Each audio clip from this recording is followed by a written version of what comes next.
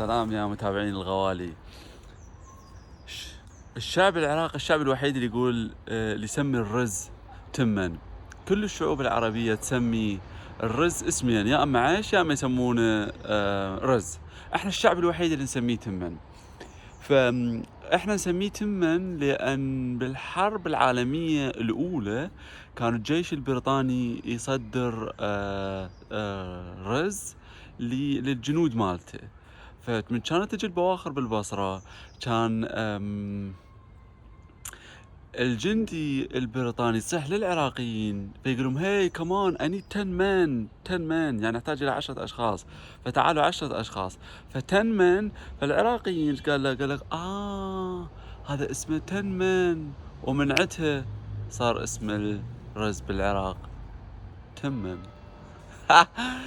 مثل ما تعرفون قبل انه الناس على بساطتها، فالناس يعني مثل ما يقول ما عندها ذاك الاطلاع والفهم وغيره وغيره. وهذا الفيديو ايضا للغير العراقيين اللي مهتمين او اللي قالوا صحيح فقط العراقيين يسمون الرز تمن.